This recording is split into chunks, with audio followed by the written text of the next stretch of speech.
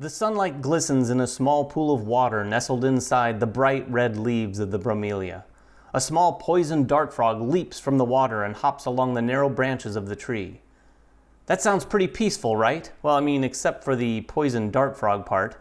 This is Canopy, a two-player tableau building game from Weird City Games and the Eisner brothers.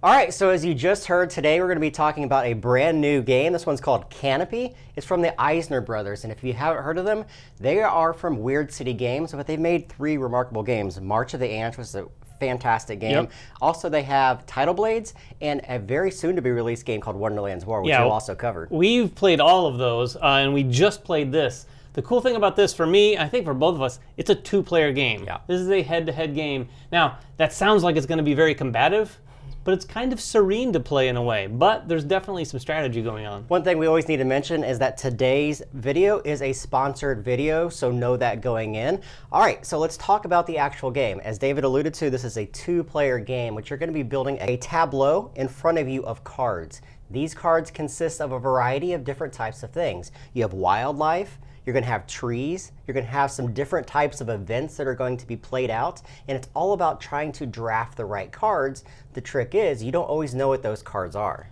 Yeah, the drafting is really interesting. We'll get to that in a second because there's really not a lot of complication to this game. But the components you'll see here are going to be all these cards. The game is played over 3 different seasons, and the deck of 100 and some cards is split into 3 equal stacks representing those seasons. The first deck is going to come out, and then you're going to start drafting from there. You're also going to have some seed cards up here. There's going to be particular cards you play that are going to bring you to that deck, and you could potentially get some more things planted or added to your tableau at the end of a round. The interesting thing here is that you're going to actually score up your tableau at the end of each of these 3 seasons. To play the game, it's actually quite simple. David already alluded to the fact that you are going to split up this deck of cards. This card's going to have all the different cards that you're going to be trying to draft through the course of the game. Also, 10 of the cards are going to be randomly removed at the start of the game. So you're always going to have some flux on which cards you might expect, which cards aren't going to be available, so you never quite know. Then you're going to lay out stacks of cards, 1, 2, and 3 for each of these different areas. These are the areas you're going to actually draft from. Starting with the first player, they're actually going to pick up that first card, and they're going to look at it in secret. They're going to decide, do I want this in my tableau, or do I want to skip over it? If they decide to draft this card, they're simply going to lay it out in front of them. Some of them are going to have immediate effects, some of the damaging cards, like diseases and fires, which will remove cards from their tableau. But typically, all of these are going to be ways to score points. There's a couple different ways. There's cards here that are plants that will give you some kind of set bonus as you collect them. There's wildlife, which sometimes will give you points, sometimes which will give you ongoing abilities. And then you're going to have trees. We'll explain trees in just a moment. Let's get back to the draft. If you decide not to take this card, you're actually going to lay it right back down in secret and then take one of those cards and lay it on top.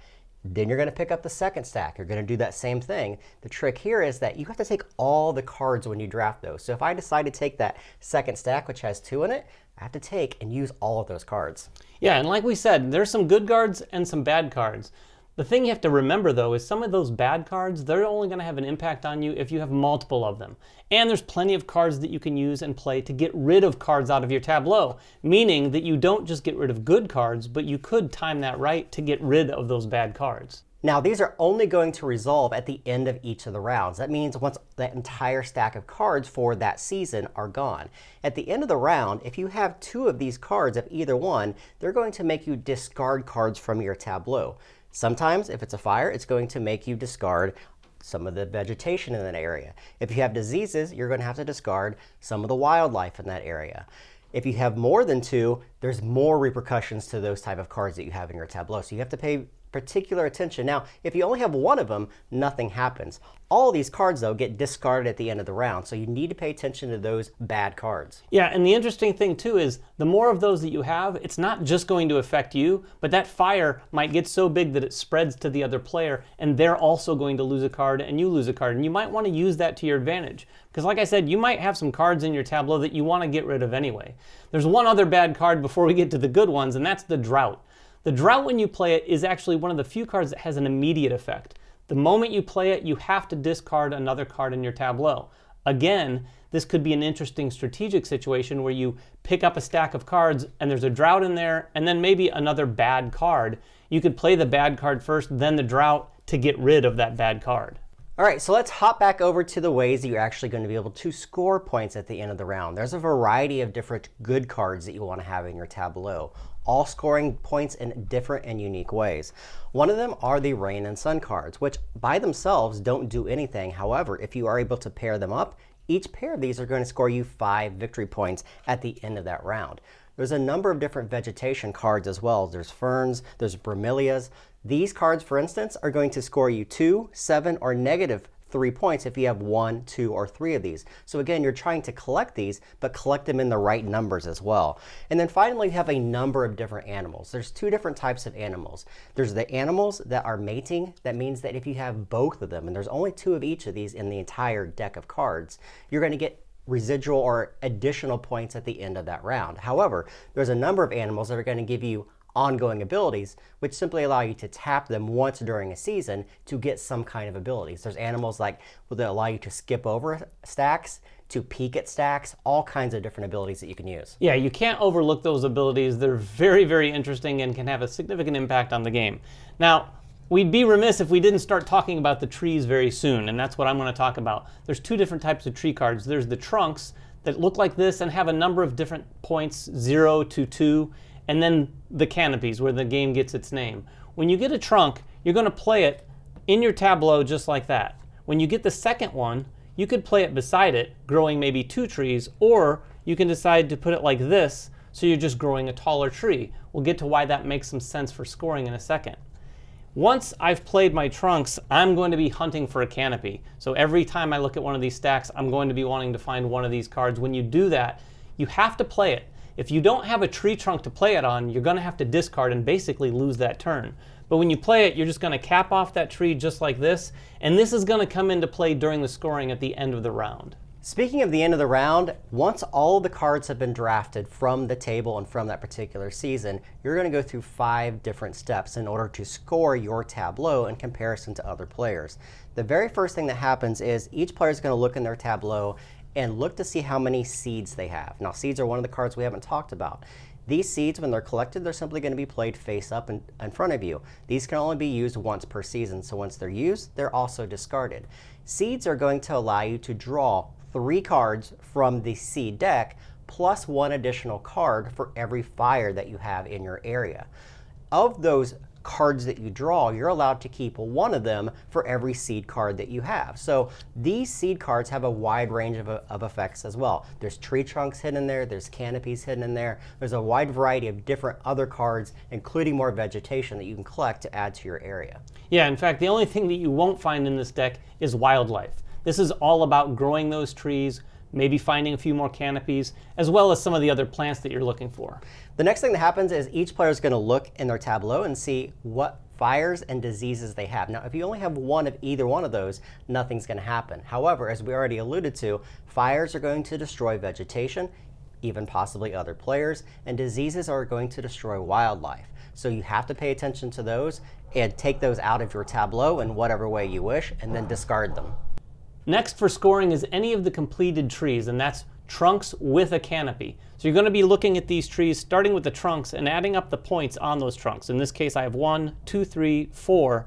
Then you're going to look at the canopy, and it's going to give you some points per trunk segment you have here. So this is going to be 1, 2, 3, 4, 5, 6, 7 points. You're going to take those point tokens and place them right on that tree, because that's going to be the only time you can score that tree for the rest of the game.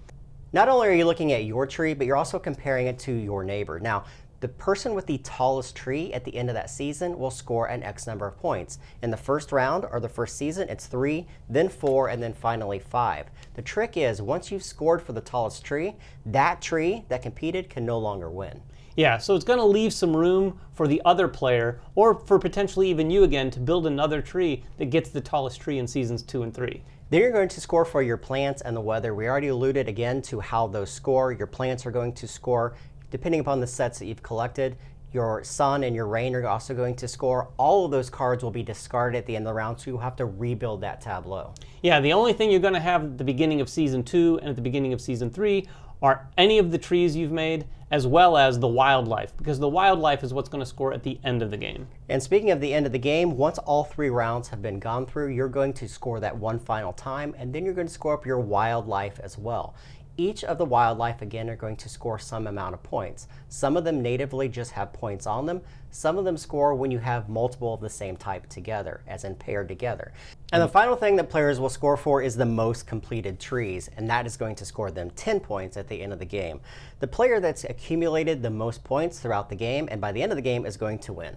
And that's just the base game. There is a variant where you use these season cards. These season cards are going to come out at the beginning of season 1, 2, and 3. You're just going to flip one of these cards and it has sort of an ongoing effect for that season. For example, this one says each time you complete a tree, you're going to draw 2 season cards off of the deck and share them. So the person who does that is going to take 1 card, and then you could stick the other player with a card that's maybe less desirable. So that is Canopy from Weird City Games. If you guys have any questions at all, make them in the comments below. Of course, go to the Kickstarter page to see all the final components, and we'll see you guys next time. Bye-bye.